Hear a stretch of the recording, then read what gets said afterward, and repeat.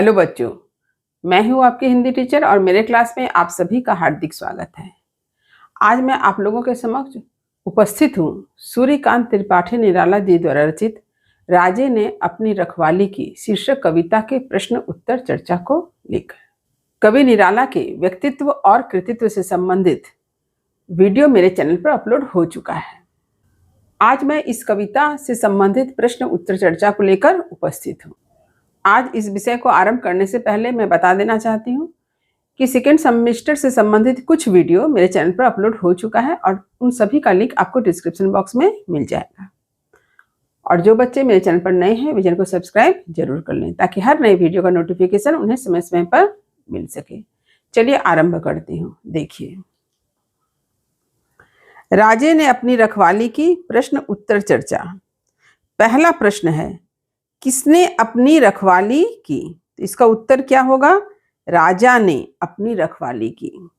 दूसरा प्रश्न है, राजा ने अपने लिए क्या बनवाया? इसका उत्तर है, राजा ने अपने लिए किला बनवाया। 3 नंबर प्रश्न देखिए, राजा ने अपनी सुरक्षा के लिए क्या रखा? इसका उत्तर है, राजा ने अपनी सुरक्षा के लिए फौज रखा। अगला प्रश्न देखिए, राजा की चापलूसी के लिए कौन आए और क्यों? उत्तर है, राजा की चापलूसी के लिए सामंत आए क्योंकि उन्हें अपना स्वार्थ सिद्ध करना था। प्रश्न देखिए, ब्राह्मणों ने जनता के साथ क्या किया और क्यों? उत्तर है, ब्राह्मणों ने जनता को पोथियों के ऐसे ज्ञान से बांध रखा जो उसके किसी काम का नहीं था। ब्राह्मणों ने ऐसा इसलिए किया ताकि जनता को राजा का गुलाम बनाकर रखा जा सके। भोली भाली जनता ब्राह्मण के कहने पर अपने राजा को ईश्वर का दर्जा देकर हर प्रकार के अत्याचार व प्रताड़ना को खुशी खुशी सह ले और राजा के खिलाफ आवाज न उठाए। इसी उद्देश्य से जो थे ब्राह्मण अपना कार्य करते थे कि किस तरह से जनता को राजा के अधीन रखा जा सके। 6 नंबर प्रश्न देखिए, कवियों और लेखकों ने राजा के लिए क्या किया? तो कवियों ने राजा की बहादुरी पर अतिशयोक्तिपूर्ण ढंग से कविताएं लिखी और लेखकों ने राजा की प्रशंसा में बड़े बड़े लेख लिखे। अगला प्रश्न देखिए, आदिकाल के एक ऐसे ही कवि का नाम बताएं। इसका उत्तर है कवि चंद बरदाई। यह मैंने कविता के अर्थ को समझाते हुए भी बतलाया था। उन्होंने राजा पृथ्वीराज चौहान को आधार बनाकर एक महाकाव्य लिखा जिसका नाम है पृथ्वीराज रासो। तो आदिकाल या वीरगाथा काल के एक प्रमुख कवि थे चंद बरदाई। 8 नंबर प्रश्न देखिए, राजा की प्रशंसा में गीत या कविता लिखने वाले कवि आदिकाल में किस नाम से प्रसिद्ध हैं? इसका उत्तर है चारण कवि के नाम से प्रसिद्ध है। 9 नंबर देखिए, इतिहासकारों और नाटककारों ने राजा के लिए क्या किया? इसका उत्तर है, इतिहासकारों ने अपने राजा के कारनामों से इतिहास लिखा। नाटककारों ने राजा की प्रशंसा में नाटक लिखकर उसका रंगमंचन भी करवाया। 10 नंबर देखिए, कवियों, लेखकों, इतिहासकारों और नाटककारों के कृतित्व का जनता पर क्या प्रभाव पड़ा? इसका उत्तर है, कवियों, लेखकों, इतिहासकारों और नाटककारों के कृतित्व से राजा का एक सुंदर व प्रभावपूर्ण चरित्र जनता के समक्ष उभर कर आया। 11 नंबर प्रश्न देखिए, जादू से क्या अभिप्राय है?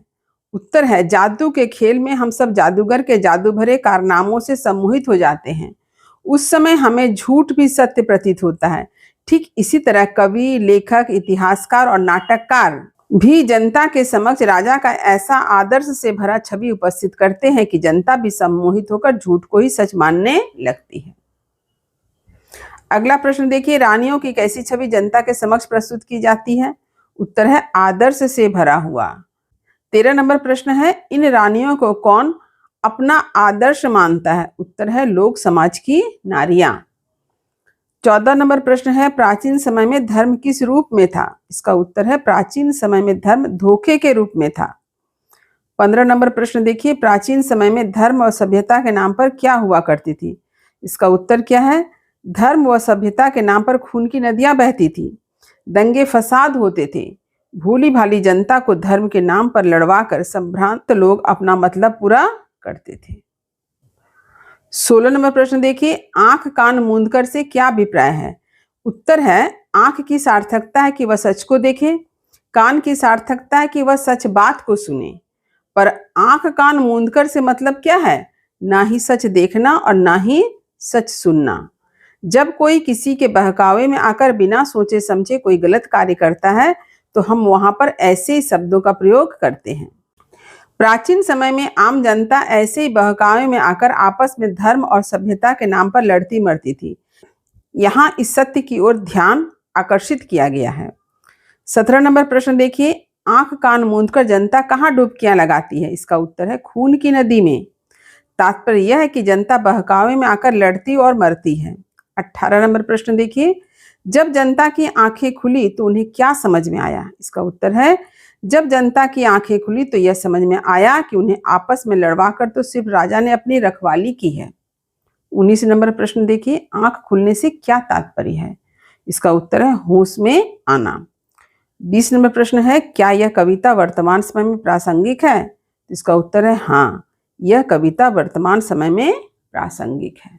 यहाँ पर इस कविता में आपने देखा कि जिस तरह से मैंने इसके अर्थ को समझाया है, ठीक उसी आधार पर ही जिन प्रश्नों की रचना की गई है उसका उत्तर भी आपको मिल जाएगा। तो यहाँ पर यह ध्यान देने वाली बात है कि यदि आप कविता के अर्थ को अच्छी तरह से समझ लेते हैं तो पाठ से पूछे गए किसी भी प्रश्न का उत्तर आप आसानी पूर्वक दे सकेंगे। इसलिए यह अत्यंत जरूरी है कि आप पूरी कविता के अर्थ को भलीभांति अच्छी तरह से समझें, ताकि परीक्षा में आप किसी भी प्रश्न का उत्तर सही रूप से, सहज रूप से लिख सकें। तो उम्मीद करती हूँ कि मेरी बातें आपको समझ में आ गई होगी। तो वीडियो को लाइक करें और सभी पढ़ने वाले विद्यार्थियों में इसे शेयर करना ना भूलें। जो बच्चे मेरे चैनल पर नए हैं वे चैनल को सब्सक्राइब जरूर कर लें, ताकि हर नई वीडियो का नोटिफिकेशन उन्हें समय पर मिल सके। तब तक पढ़ते रहिए, जीवन में आगे बढ़ते रहिए। मेरी शुभकामनाएं आप सभी बच्चों के साथ है। धन्यवाद।